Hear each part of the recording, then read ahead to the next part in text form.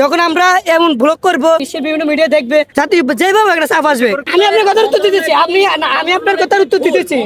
হ্যাঁ কিংবা মন্ত্রণালয়ের যেসব ভুল সেসবের দায়ভার কি আমরা সাধারণ জনগণ নিবে কিনা? মানে মন্ত্রণালয় যে আমি এটা উত্তরটা আপনার গুছাই বলতেছি।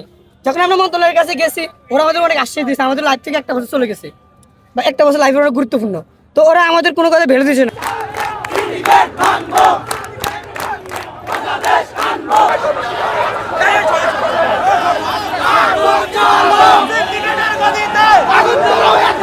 নিশ্চিত বলে নাই তো স্যার এখনো বলে নাই নিশ্চিত। স্যার সকালে স্যার বলছে কথা হয়েছে এটা হবে। স্যার যদি বলে তাহলে তো আমরা বলছি যে স্যার আপনি যদি আমাদের হচ্ছে টিচার কার্ড যদি বসে এটা আসলে এটা বললে ওটা একের পর এক টাইম বেঁধে দিয়ে ওনারা দীর্ঘ থেকে দীর্ঘতর সময়টা দীর্ঘ করছেন। এটা আমরা আমাদের এক ধরনের অনিশ্চয়তা তৈরি হয়েছে। আমরা চাই না এই অনিশ্চয়তা আরও চলুক।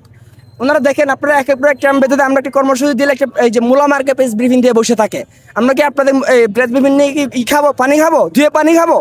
আমাদের লাগবে সমাধান, আমাদের লাগবে আইনি অ্যাক্ট, বিশ্ববিদ্যালয়ে আইনি অ্যাক্ট লাগবে, আইনি ভিত্তি লাগবে, আমাদের অধ্যাদেশ লাগবে। রাষ্ট্রের কাছ থেকে যেটা পেয়েছি সেটা হচ্ছে শুধুমাত্র আশ্বাস পেয়েছি, আমরা তো কোনো কিছু বাস্তবায়ন পাইনি। আমরা যতবারই আন্দোলনে এসেছি ঠিক ততবারই আমরা আমাদেরকে এক ধরনের বুঝ দিয়ে, এক ধরনের মূলা বুঝ আমরা সেটাকে বলি, দিয়ে আমাদেরকে ক্লাসে ফিরিয়ে দিয়েছে। ইভেন আমরা যখন গতকালকে অবরোধ কর্মসূচির ঘোষণা করলাম, আমরা দেখলাম তার আধা ঘন্টার ভিতরে 30 মিনিটের ভিতরে বাংলাদেশের শিক্ষা মন্ত্রণালয় তার যে ভেরিফাইড ফেসবুক পেজ রয়েছে সেখান থেকে তারা আমাদেরকে ধৈর্য ধারণের জন্য আহ্বান জানাইলো।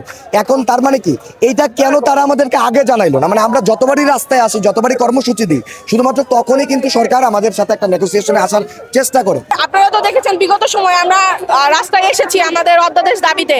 আমাদের মডেল নির্বাচন করা হয়ে গেছে, মডেলের খসড়া দেওয়া হয়েছে, আমাদের সবকিছু রেডি। ইভেন কালকে শিক্ষা মন্ত্রণালয় থেকে একটি নোটিশ প্রকাশ করা হয়েছিল।